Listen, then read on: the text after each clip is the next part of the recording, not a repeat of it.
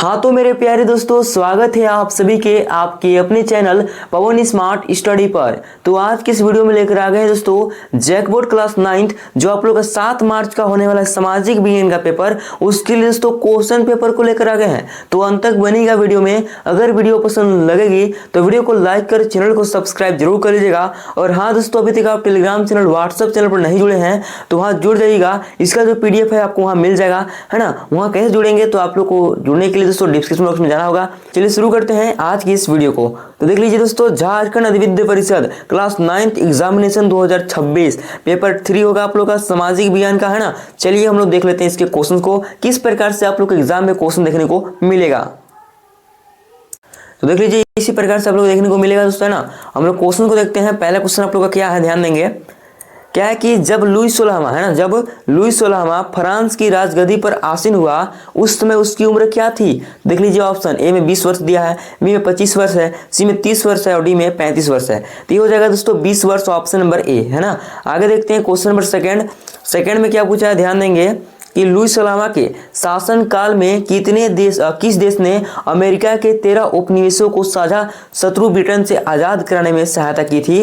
तो दोस्तों ये हो जाएगा आप लोग का फ्रांस, ऑप्शन नंबर सी इसका करेक्ट आंसर हो जाएगा। ठीक है, आगे बढ़ते हैं क्वेश्चन नंबर 3 दोस्तों। और 3 में क्या है, ध्यान देंगे कि फ्रांस में अधिकांश लोगों के मुख्य खाद्य क्या था, ठीक है, जिसकी कीमत में तेजी से वृद्धि हुई। तो देख लीजिए पाव रोटी इसका आंसर हो जाएगा दोस्तों, ऑप्शन नंबर 20 का करेक्ट आंसर हो जाएगा। ठीक है, आगे देख लीजिए क्वेश्चन नंबर 4 में क्या है, ध्यान देंगे कि तीसरे स्टेट के प्रतिनिधि अपने आप को संपूर्ण फ्रांसीसी राष्ट्र क्या मानते थे। तो दोस्तों ये हो जाएगा आप लोग का क्या हो जाएगा, प्रवक्ता हो जाएगा, ऑप्शन नंबर डी इसका करेक्ट आंसर हो जाएगा। ठीक है, चलिए आगे बढ़ते हैं।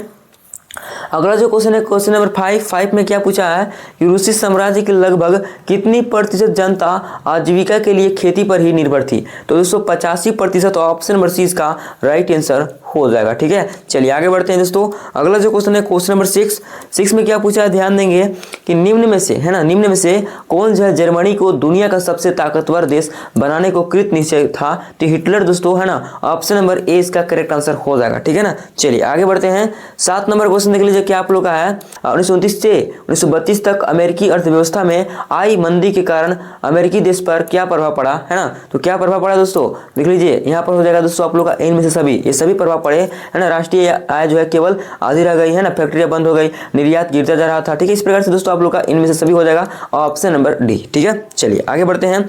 अगला जो क्वेश्चन है क्वेश्चन नंबर 8 में क्या है दोस्तों, ध्यान देंगे कि फ्रांस के राष्ट्रगान, है ना, मार्सिले के रचयिता निम्न में से कौन है। ठीक है दोस्तों, तो यहाँ पर दोस्तों आप लोग का हो जाएगा राजेट दी लाइल, ऑप्शन नंबर बी। ठीक है, आगे देख लेते हैं क्वेश्चन नंबर 9 में क्या है, ध्यान देंगे दोस्तों कि निम्न में से किसके विचारों को मानने वाले समाजवादियों ने 1898 में Russian social democratic workers party का गठन किया था। तो ऑप्शन देख लीजिए, ए में दिया है कार्ल मार्क्स, बी में फ्रेडरिक एंगेल्स, है ना, सी में है दोस्तों रॉबर्ट ओवेन और डी में है लेनिन। तो यहाँ पर दोस्तों 9 नंबर जो है ये हो जाएगा ऑप्शन नंबर ए दोस्तों, कार्ल मार्क्स। ठीक है, चलिए आगे बढ़ते हैं क्वेश्चन नंबर 10।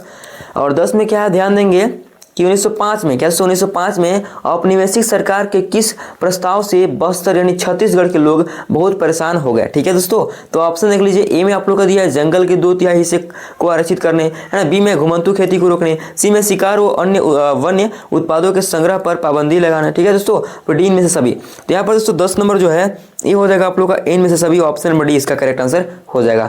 आगे देख लेते हैं क्वेश्चन नंबर दोस्तों कितना, 11 नंबर, है ना। 11 नंबर क्या है, देख लीजिए कि मध्य उच्च भूमि के नाम से जाना जाने वाला, है ना, नर्मदा नदी के उत्तर में पारदीपीय पठार का भाग किस पठार की ज्यादातर भागों पर फैला है। ठीक है दोस्तों, तो यहाँ पर आप लोग का हो जाएगा मालवा का पठार, ऑप्शन ए, है ना। आगे देखते हैं दोस्तों क्वेश्चन नंबर 12। और 12 में क्या है, ध्यान देंगे कि सन 1869 में किस नहर के खुलने से भारत व यूरोप के बीच की दूरी कम हो गई।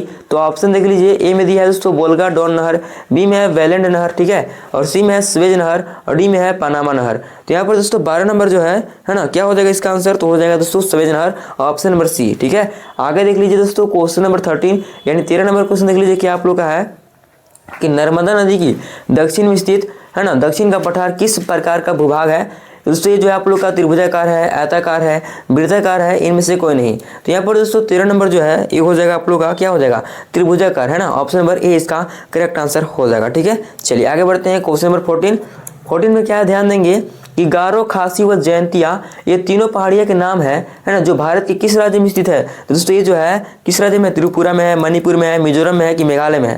तो यहाँ पर दोस्तों हो जाएगा मेघालय, ऑप्शन नंबर डी इसका करेक्ट आंसर हो जाएगा। चलिए आगे देख लेते हैं 15 नंबर क्वेश्चन। क्या है दोस्तों, ध्यान देंगे कि हिमालय की नदियां अपने मार्ग के किस भाग में तीव्र अपरदन क्रिया करती है। ठीक है, तो यहाँ पर दोस्तों आप लोग का हो जाएगा ऊपरी भाग, ऑप्शन नंबर बी है ना। चलिए आगे बढ़ते हैं क्वेश्चन नंबर 16 में क्या है, ध्यान देंगे कि तापमान, वायुमंडलीय दाब, पवन, आर्द्रता है ना तथा वर्षण ये प्रमुख रूप से किसके तत्व माने जाते हैं। तो दोस्तों ये जो है आप लोग का हो जाएगा, क्या हो जाएगा दोस्तों, मौसम और जलवायु के, ऑप्शन सी हो जाएगा। ठीक है, आगे देख लेते हैं दोस्तों क्वेश्चन नंबर कितना, 17 में क्या है दोस्तों, ध्यान देंगे कि ग्रीष्म ऋतु के अंत में कर्नाटक एवं केरल में अक्सर होने वाली वर्षा को क्या कहा जाता है। तो इसको जो है दोस्तों क्या कहा जाता है, तो पूर्वी मानसूनी वर्षा है ना। तो ऑप्शन ए हो जाएगा। आगे देख लेते हैं क्वेश्चन नंबर 18 में क्या है, ध्यान देंगे कि भारत जैसे देश के लिए सिंचाई है ना, नौ संचालन एवं जल विद्युत निर्माण में निम्न में से किसका महत्व बहुत ज्यादा है। ठीक है, तो नदियों का दोस्तों ऑप्शन ए हो जाएगा। ठीक है ना, आगे बढ़ते हैं क्वेश्चन नंबर 19 और 19 में क्या है, ध्यान देंगे कि खासी पहाड़ी के दक्षिणी श्रृंखलाओं में स्थित निम्न में से कौन विश्व में सबसे ज्यादा औसत वर्षा प्राप्त करता है। तो यहाँ पर दोस्तों 19 नंबर जो है ये हो जाएगा मासिनराम, ऑप्शन नंबर ए है ना। आगे बढ़ते हैं दोस्तों क्वेश्चन नंबर 20 में क्या है, ध्यान देंगे कि वर्ष 2045 तक चीन को पीछे छोड़ते हुए विश्व के सबसे ज्यादा आबादी वाला देश कौन बन सकता है। तो यहाँ पर दोस्तों आप लोग का हो जाएगा भारत, ऑप्शन नंबर डी है ना। आगे देख लेते हैं क्वेश्चन नंबर 21 में क्या है दोस्तों, ध्यान देंगे कि निम्नलिखित जो है ना किस देश में सिर्फ शासन दल ही चुनाव लड़ सकता है। तो दोस्तों ए में फ्रांस है, बी में मैक्सिको है, सी में अमेरिका है, डी में जर्मनी है। तो यहाँ पर दोस्तों जो है आप लोग का हो जाएगा, क्या हो जाएगा, तो दोस्तों यहाँ हो जाएगा आप लोग का क्वेश्चन नंबर 21 का ऑप्शन नंबर बी मैक्सिको। ठीक है, आगे देख लेते हैं 22 नंबर क्वेश्चन। क्या कह रहे क्वेश्चन कि पाकिस्तान में है ना, कैसो पाकिस्तान में लीगल फ्रेमवर्क ऑर्डर के अनुसार कौन राष्ट्रीय और प्रांतीय असेंबलियों को भंग कर सकता है। ठीक है, तो यहाँ पर हो जाएगा दोस्तों आप लोग का राष्ट्रपति, ऑप्शन सी है ना। आगे बढ़ते हैं, अगला जो क्वेश्चन है क्वेश्चन नंबर 23 और 23 में क्या पूछा है, ध्यान देंगे कि विश्व के किस देश में 1958 से 61 के दौरान पड़ा अकाल विश्व इतिहास का अब तक का सबसे भयानक अकाल है। ठीक है, तो यहाँ पर दोस्तों हो जाएगा चीन, ऑप्शन सी है ना।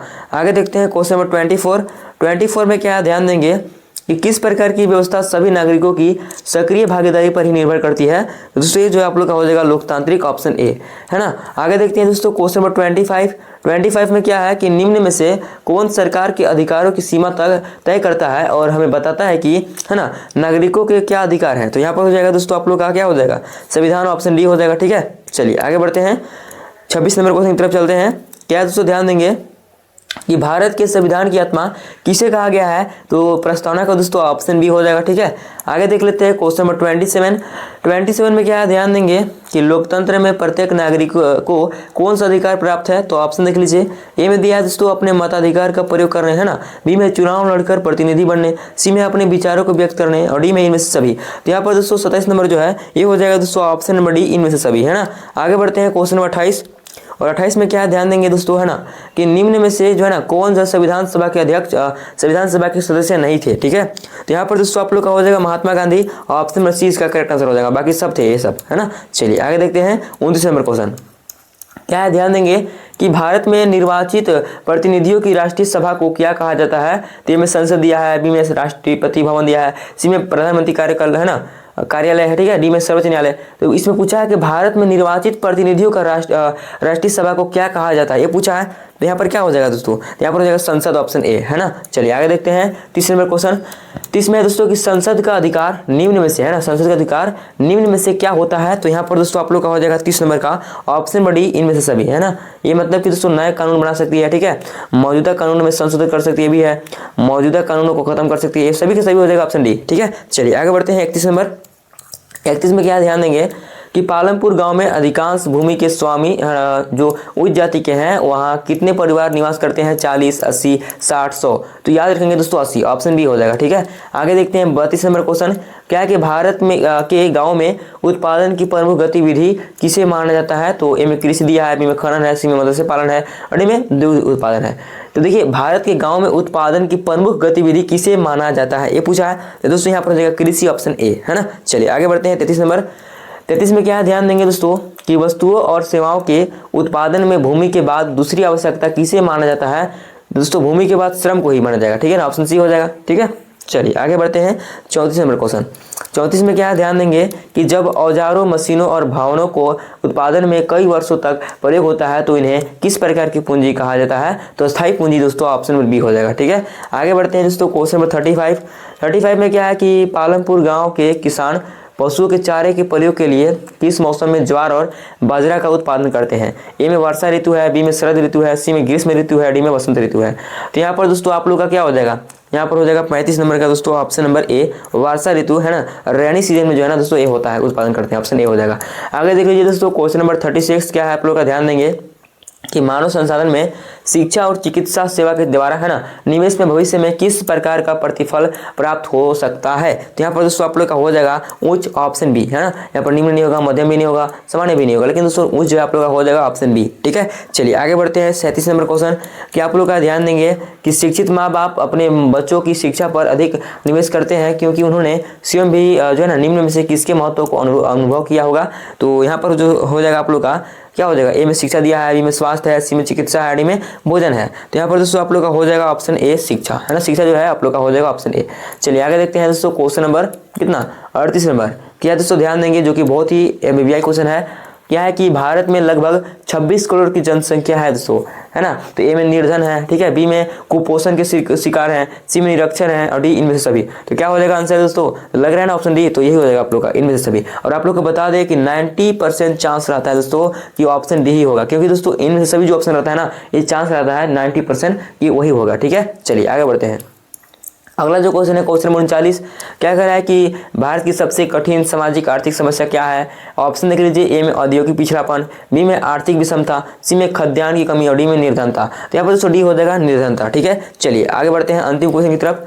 अंतिम जो क्वेश्चन आप लोग का 40 नंबर, क्या कि निम्नलिखित में से कौन से कारक जनसंख्या की गुणवत्ता को बढ़ाते हैं? तो ऑप्शन आप लोग का है ए में साक्षरता दर, है ना, बी में है दोस्तों लोगों का स्वास्थ्य, सी में कौशल निर्माण, डी में इनमें से सभी। तो यहाँ पर दोस्तों आप लोग का हो जाएगा क्या हो जाएगा, इनमें से सभी हो जाएगा, ऑप्शन नंबर डी इसका करेक्ट आंसर हो जाएगा। ठीक है, तो इस प्रकार से दोस्तों हम लोग जो है आज की इस वीडियो में 40 मोस्ट वायरल क्वेश्चन को देखे और ये आप लोग का था दोस्तों पीवाईक्यू ओरिजिनल क्वेश्चन। ठीक है, 2025 का जो पूछा गया था उसी का है। ठीक है, तो इसी प्रकार से हम लोग हर साल का क्वेश्चन करेंगे। ठीक है, तो कैसी लगी वीडियो पसंद लगी हुई तो वीडियो को लाइक कर चैनल को सब्सक्राइब जरूर कर लीजिएगा और अपने दोस्तों के पास शेयर कर दीजिएगा। चलिए मिलते हैं किसी नेक्स्ट वीडियो के साथ, तब तक के लिए जय हिंद जय भारत।